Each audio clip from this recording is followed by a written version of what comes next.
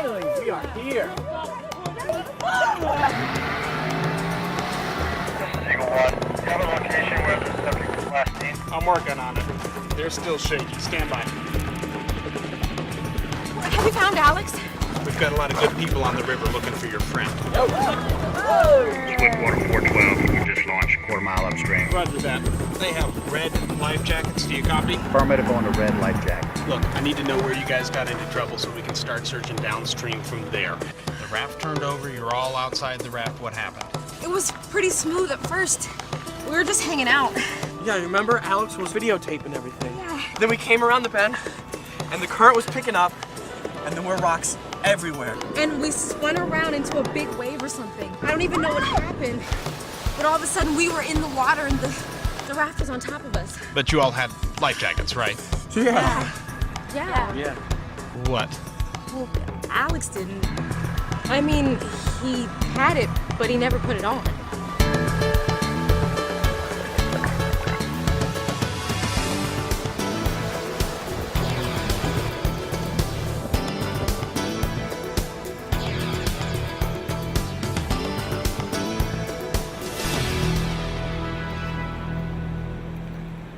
If I had to guess, these adventurers never imagined they'd end up in the morning papers. Hey, stuff happens on the river all the time. People bump into rocks, fall in, swim. It makes great stories to tell your friends, but it rarely makes headlines. Until it does. Until someone doesn't come home. And too often, that someone wasn't wearing one of these. Yeah, I know, you hear it all the time.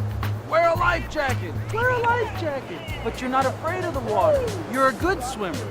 Is it really that big of a deal? Well, let's check it out. When you think river, you think water flowing downhill, right? But take a look at the river bed. Not exactly a smooth slide to the sea. When the bed's level, the river makes pools. But if it's steep, the river screams along and all those rocks force the current to rise and fall, twist and turn. Rapids, it's why we came. Fast-moving water can pile up in big waves or pillow up in front of a boulder. The bottom can drop out of it. In eddies, it even flows back upstream. Now, if you've got a boatload of flotation around you, let's say your average canoe will safely float around 500 pounds. A really big canoe, 1,000 pounds. This tube, maybe 250. Does this make me look fat? Anyway, when you've got all this flotation, you just bob along on top of the water. So the river is relatively forgiving of operator error. So let's say things don't go the way you planned. Oh, you dodge right, you scoot left. Bam, you lost your ride. Busted. Once a proud boater with a lofty view. Now you're just a lowly swimmer and the river is square in your face. It happens. But you're wearing a life jacket, so without having to think about it, you've taken your flotation with you into the river. That's about 15 pounds of wonderfully buoyant force strapped right where you need it. Yeah, I know it doesn't sound like much, but it's enough to keep your head above water, especially this part. And I don't know about you, but I use this part to breathe. Oxygen. Just be sure your life jacket is clipped and zipped, aka securely fastened. Otherwise, your life jacket floats, but you don't. The trouble with being in the water rather than on it is you're at the mercy of the current, and when the river's cranking, you pretty much go with the flow. Oh, nasty. FYI, this stylish accessory also helps cushion the blows from rocks. Ooh, ouch. So here you are, floating along. Normal people like me want out, fast. Oops, there goes my ride. Now, you've got to get to somewhere safe on your own. If you can swim to a calm place near shore, do that. What you don't want to do is to try to find your footing. You know, in fast water that's more than knee deep, don't stand up. I repeat, don't stand up. Counterintuitive, you say? Fair point. It's not that deep. Maybe I can walk to shore. OMG! Look at what you'd be walking over. There's all sorts of nooks and crannies down there. And if you were to jam or wedge your foot in one, in a split second, the current can push you over and hold you under. Not a pretty sight. River runners call this foot entrapment, and it kills people every year. Want to pass on that? Wear your life jacket. It has the flotation you need to keep your feet off the bottom, away from those nasty nooks and crannies, and out in front where they can fend off rocks. Now suppose the river rises. The rapids get deeper, so foot entrapment is less likely, but some interesting stuff starts to happen. Where the channel necks down and the current speeds up, you get big standing waves. They're great for surfing. In other places, boulders and ledges that were high and dry now have water pouring over them, forming what boaters call holes. The name fits because you literally drop down into the big ones. So here's the thing. This is nothing like a lake. On a river, the water's got energy, and it doesn't just flow politely along horizontally. Some of these currents can go down and act like an undertow, like right here. You see the fast current shearing under all this foam? It's features like this that make it so hard for a swimmer to stay on the surface in swift-moving water. It doesn't need to be a raging rapid to pull you under. Just fast-moving water can do the job. Boils and whirlpools like these are telltale signs of water moving up and down, pulling you up and down. Left your life jacket in the raft? Take a deep breath, because you're about to spend a lot of time underwater. Without your life jacket, your buoyancy is just about zip, zilch, nada. A hole like this is so full of bubbles, it's hard to tell where the water ends and the air begins. Now, this is from physics class. Water this foamy is less dense, so it won't float a swimmer very high. Getting clear air to breathe can be tough. Question: what would happen to you without a life jacket on, or with one on that's not securely fastened? Do the math. Physics. Yeah, you know what I mean. Luckily, most holes are small and fairly harmless. You punch through, or you get stuck for a few seconds and then spit out. Others are downright terminal. Low-head dams are only a few feet high, so you might not notice them until it's too late.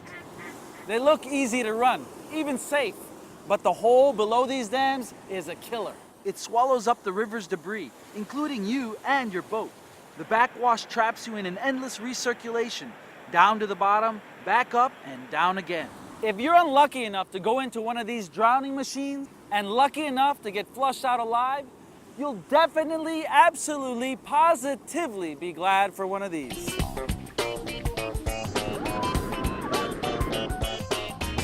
Oh, so you can see while rivers offer up great fun, they can also throw in some truly dangerous stuff. It's not like your local pool or the water slide at the amusement park. Rivers weren't designed for our safety. For one thing, they change without notice. Snow melts in the mountains. It rains long and hard upstream. Floodgates open. These are unpredictable kinds of things that determine how much water comes down the river. Let me put it another way.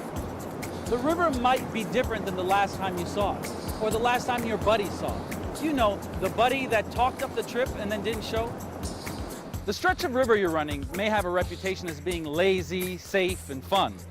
But if the river level is up, and it's not always obvious if there's a calm pool at the put-in, if the river level is up, there are places downstream that may now be dangerous. That ledge where you and your friends chowed down last summer, now with more water coming down the river, has a very sticky hole behind it. There may be new hazards like strainers that weren't there before. Strainer is the very graphic name river runners give to anything that the current can go through, but you or your ride can't. Rivers rise and fall all the time. And at high water, this stuff washes into the river and gets stuck in other places downstream. That's a big problem if you're just coming around the bend, and seriously scary if you're in the water. No surprise that a life jacket will float you higher, which can help you get over the top of a strainer. Another thing happens when the river is up. The current gets fast and powerful, pushing you where you don't want to go. So in trying to avoid nasty stuff, you'll have less warning and less time to make decisions. Bottom line, rivers change all the time. Hey, that rhymes. Wow, I think I'll get a start on my tan. Oh yeah, just one more thing about life jackets, I promise. After a long, cold winter, a day like this brings people to the river. Now, the air may be warm, but the water's still pretty chilly. Warm air, cold water. It's a potentially fatal trap. For starters, sudden immersion in cold water can cause you to gasp, which is bad if you're underwater. Then there's all the other hazards like unexpected swims, foot entrapment, holes, strainers, and those get all the more dangerous when you're in cold water. Because it doesn't matter how warm the air is. Newsflash, if you capsize, correction, when you capsize, you're in the water, cold water. And here's the thing, water draws heat away from your body 25 times faster than air. So your muscles get cold very quickly. Well, cold muscles don't work very well. As in, trying to zipper your jacket on a cold day when you can't feel your fingertips. Now, imagine struggling to shore with arms and legs that won't work. Bet you'd be loving your life jacket then. So now we've got the picture. We've seen how life jackets actually do their job on the river. A river with its complex currents can be dynamic and unpredictable. Random stuff happens and could happen to you. Think of your life jacket as a safety net. With life jackets all around, these four would have enjoyed a great day on the river. Instead, they ended up in the news. Hey, life jackets are easy, comfortable, and stylish. The trick is, they only work if you wear them. Woo!